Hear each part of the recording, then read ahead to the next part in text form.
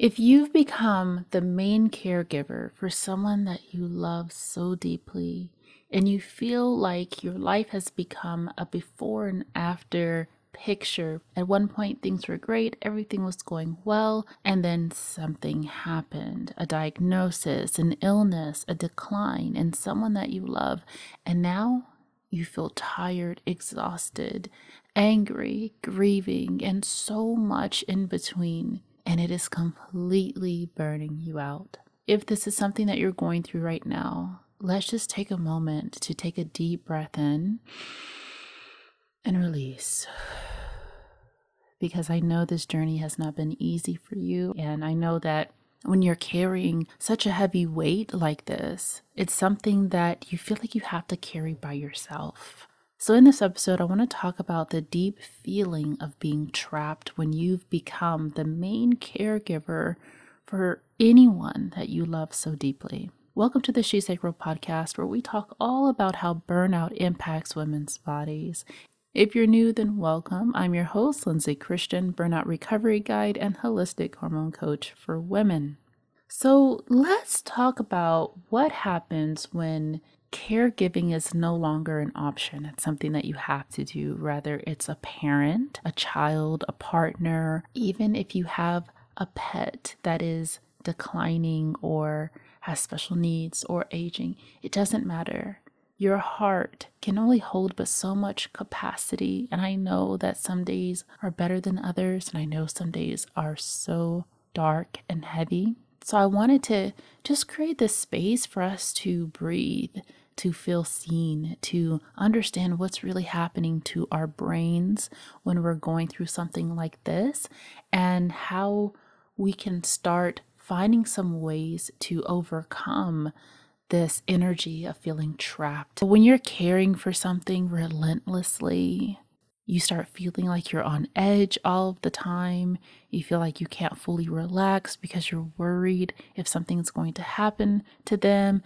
Are they well taken care of? Did they take their medicine today? Is today going to be one of the worst days? There's so much that is constantly going through our minds on a regular basis whenever we're put in this position. And it's tough because not everyone is going through this, right?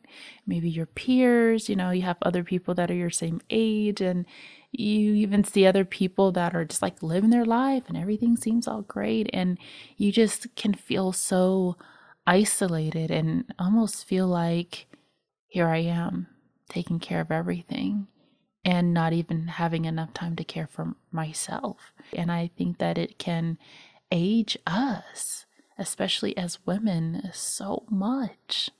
So much. It has the impact of even advancing the age of when we reach menopause hormonally. It's just a lot. And I don't think anyone really knows how much someone is carrying when they're having to be that caregiver 24/7. You have hope in the beginning where you're hoping that this is going to turn around. This won't be forever. Things are going to get better. You're praying relentlessly.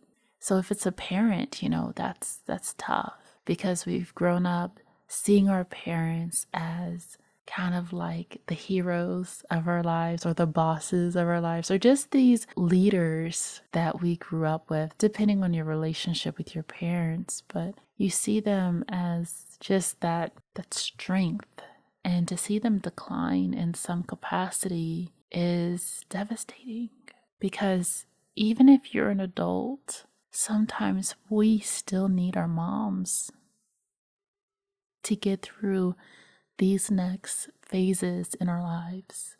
Sometimes we still need our dads to help us feel confident and to know what to do and feel safe in these next phases of our lives. And so when a parent is sick or declining, it's tough on them. Obviously, it's tough on them going through what they're going through, and they want to be here. But you feel like it's now your responsibility to care for them the way that they've cared for you. And in the midst of it, you kind of feel like you're trying to get your life together too. And you can feel afraid that you're not going to have them much longer in those times that you really want them there. And throughout all of these things that I'm going to talk about, we all face grief for no longer having the reality that we had with our loved ones. We feel anticipatory grief for the future. And you feel like you just can't break out of it. And sometimes when, you talk to someone that, maybe they're not going through it, or maybe they experienced a loss, but it was a long time ago. And all that they seem to tell you is just be grateful for the time that you have with them, right? Just be grateful for the good times and focus on the positive moments. And it's like, I totally get that. And that sounds so great on paper. But when you're living in it, when you're caring for them, there's so much more going on. You know what I mean? And emotionally, you don't really have the capacity to even think in a positive way, because it so radically changes your brain for having to be that consistent caregiver. So maybe it's not a parent that you're caring for, maybe it's a partner, and that's tough too, because I know that you've only imagined your life with them as you growing together and you doing all the things that you love to do together. And depending on how long you've been with them, maybe there's so many more things that you're looking forward to, but now something has happened and you're needing to be for them as this partner who is loyal, who is dedicated, and who does truly love them. But on the deep, deep level, you feel cheated. You feel like, no, we're supposed to be doing this together. And that is so tough, because in a way, you're doing life together, but now you're afraid of losing the love of your life. Every time we experience something like this, it always seems like the partner is the one that brings you the joy, that brings you the comfort, that brings you the wisdom, that brings you the safety to say, like, everything's going to be okay, right? They give you so much, and now they're going through something really tough. It can feel hard because they may not even be able to fully express what's going on, and they also don't want you to worry, even though they're in pain or they're struggling or they're sick or whatever has happened. And when it's a partner, a lot of times you're kind of just seen as that main person to care for them. When it's your husband or your wife or just a deep committed relationship, you are seen by the outside family members as like, okay, they're in your hands. And sometimes that could be a lot, to become that main person, especially when you are with them so intimately, knowing all their ins and outs. No one knows your partner the way you do, because this is that type of relationship where you are so vulnerable with each other, and you know each other's fears and each other's worries, and you just try to bring them comfort where you can, but you can feel helpless and powerless. Meanwhile, life is still happening. Things are still going. You're still expected to show up in all these different ways, maybe for work or whatever it is. Maybe that your child is sick, or maybe your child even has special needs. And that one is really hard on a lot of parents. I've spoken to so many women who have a child that is special needs and requires for you to always be there, and knowing that if it's something that's never going to change, you can almost feel like you had this expectation before they were here that, you'll be able to watch them grow and become their own person and be independent, and with knowing that they won't always be able to be as independent as we have expected, that can bring grief as well, because at some point you won't always be there with them, and that can be terrifying too. and just the day-to-day things that a parent can face with a child that is growing and getting older but is still struggling with special needs is tough. It's really, really tough. So I know that all of this is just a lot on a person, especially as women who, typically the ones stepping in and just kind of being the nurturers and the mothers and the caregivers and being in tune and attuned to those that we love. And then also maybe you have a pet, right? And for some people, they may not understand if you have a pet and it's like, it's just a dog, it's just a cat, right? Like it's not that big of a deal. It's not the same as a child. But when you have a pet that you are so bonded to, that you've had so many vulnerable moments with your pet, those days that you cried and you had those bad days, and they were always there with just so much unconditional love, and they're just like your little best furry friend. And to see them start to decline, maybe they have to go to the bathroom a lot, and maybe there's just more mess in the house, and it's just overall very heavy and it's very stressful to manage. So any of those things, whatever it is, even if it's more than that, we could go on and on. If it's a sibling or grandparents, it could just be a lot. And with that, I want us to just take this moment of just silence, just to give you that space, that moment of peace, that in this very moment, right now, this second, everything is okay.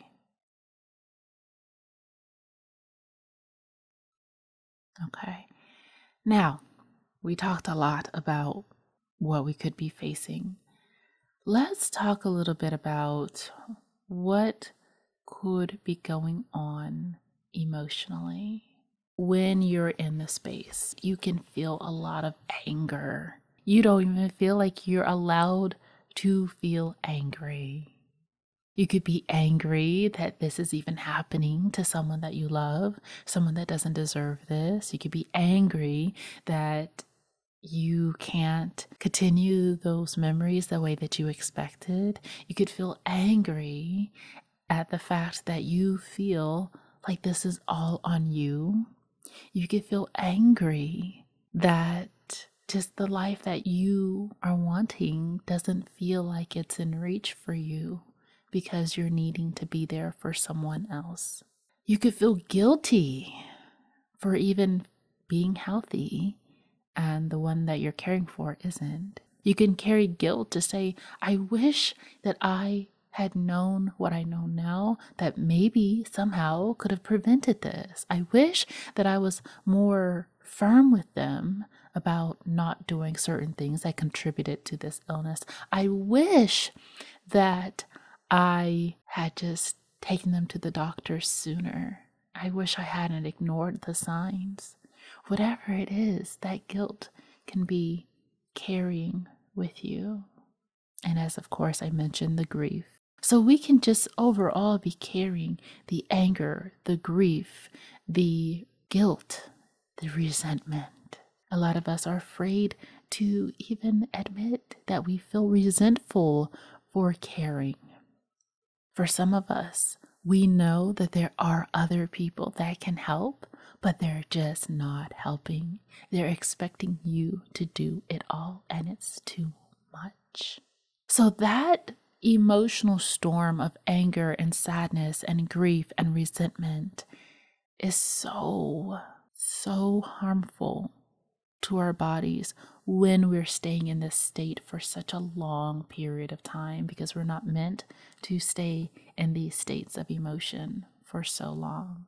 And that's just the emotions. That's not how it's actually impacting our brain when it comes to our nervous system. When you are in the space of long-term care fatigue, your amygdala in your brain, which is like your threat detection center, becomes so hyperactive, it's almost impossible to relax. You're constantly scanning for danger. You're constantly listening for changes. You're anticipating worst case scenarios. You're monitoring their symptoms constantly. And over time, the amygdala can actually become overactive and enlarged. You can become more reactive. You can become jumpier. Every little thing that pops up seems to dysregulate your whole system. Little things feel bigger. And it can feel so hard to just relax, even when nothing is wrong. And this makes it so that you can't fully rest. You wake up feeling alert, not refreshed.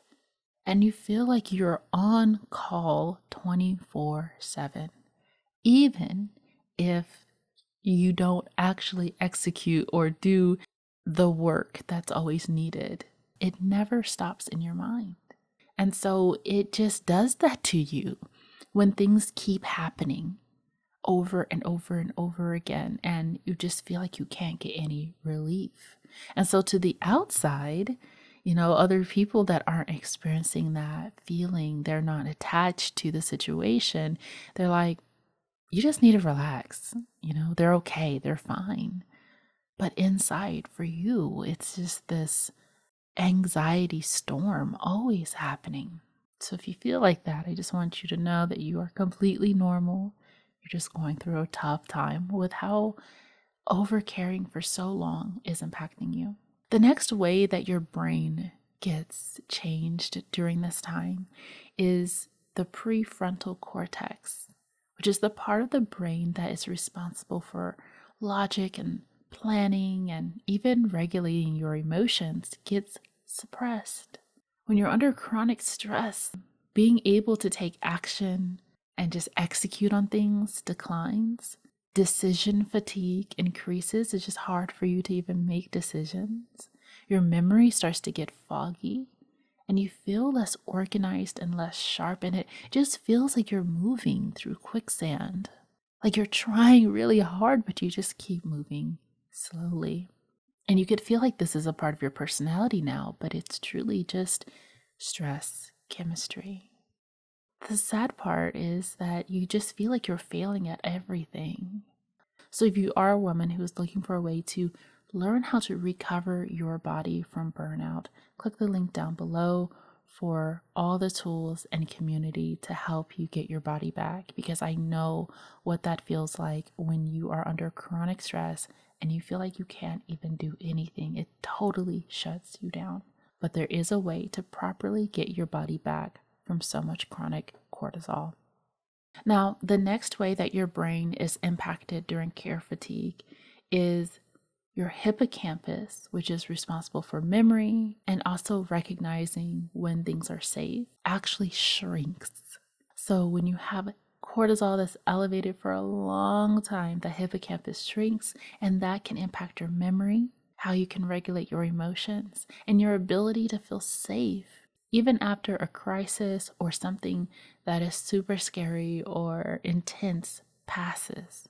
This is why even when your loved one is okay and they're stable and nothing is happening to them, your body still feels like something bad is about to happen. And over time, we start forgetting who we are outside of trying to put out fires and managing care and crisis. And that's what feels like the trap. So now I want to share with you some ways or some things to help you navigate this experience. And of course, just take what resonates, right? I know that there's just so many things that everybody can say, but it's all going to be very personal and different to everyone. So here's some things that have helped me. Number one, containment is huge. So I want you to maybe set a little time frame or a day or whatever it is. No matter what's going on, you're going to be that role of who you want to be with the person that you love. Whether it's as a partner, whether it's as a child to a parent, whether it's being the mom that you've always wanted to be, or if you're a man listening, the dad that you always wanted to be, or the sibling, or the best friend. Take off the caregiver hat for just a moment and be the role that you want to be with them. cuddle with them, love on them, play with them, just sit with them. We're not caregiving. We're not cleaning something. We're not throwing things out. We're not planning. We're not mapping. We're just spending a little time with them. And sometimes we avoid that because it makes the feeling even more painful. But this is for you, for your identity as a person, to remember who you are, that you are so much more than just that caregiver.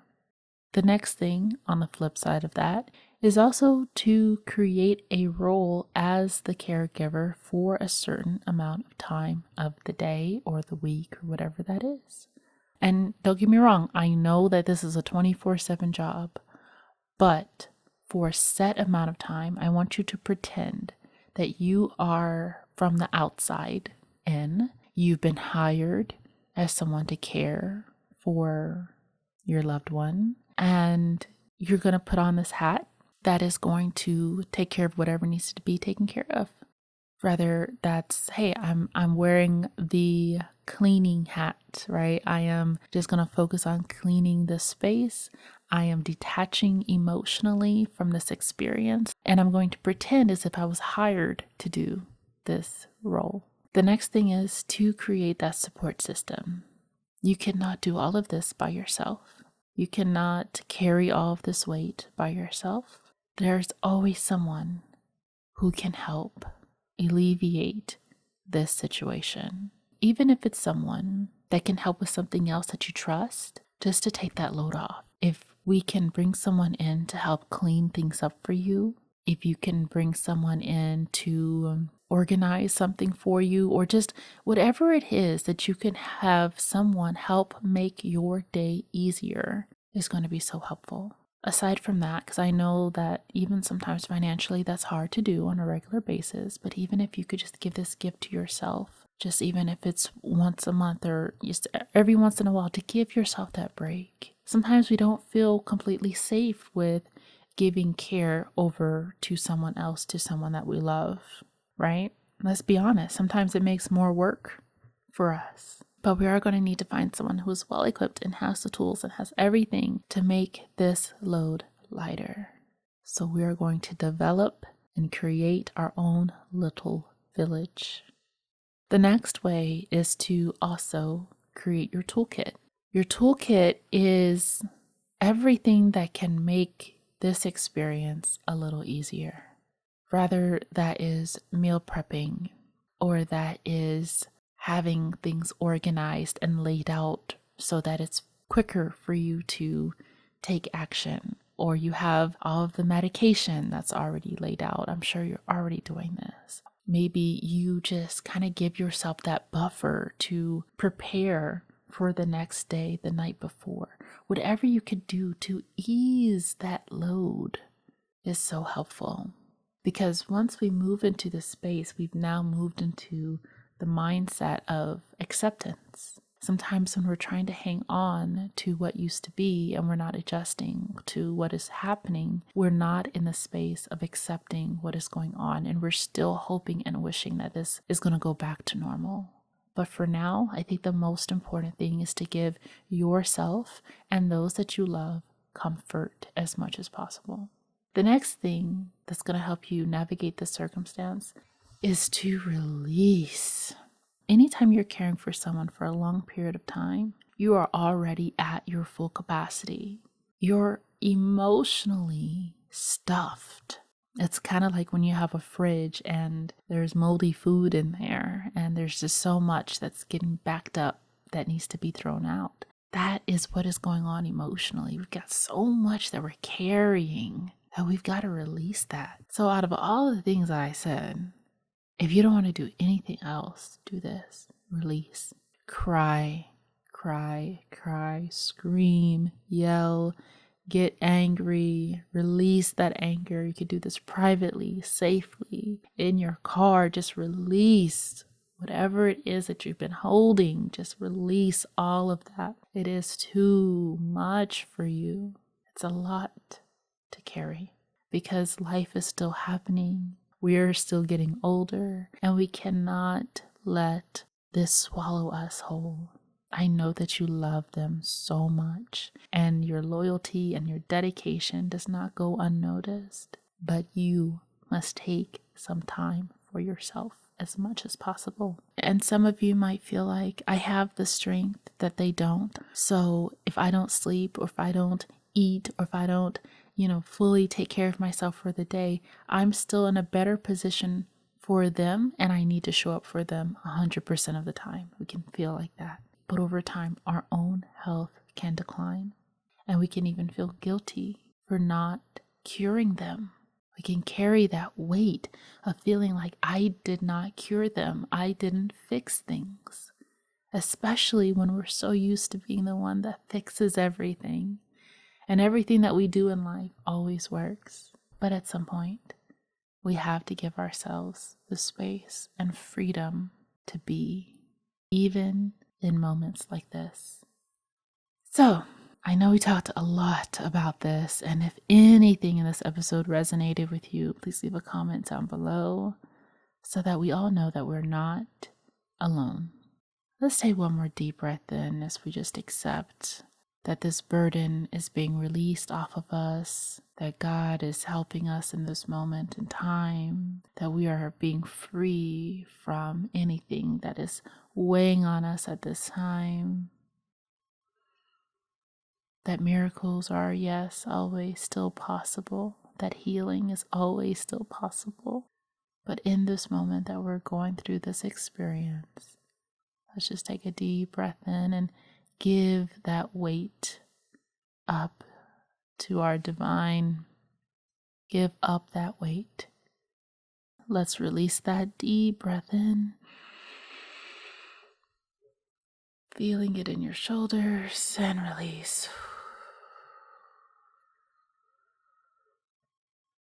Now, we talked a lot about how this is impacting you emotionally and mentally and just everything that comes with it. But there's so much more that we are going to cover when it comes to care fatigue. So if you want to learn and understand how care fatigue can actually shape and change your auric field and impact your ability to manifest or succeed, definitely subscribe or stay tuned for the next episode. Thank yourself for showing up today. This is SheSacral Podcast.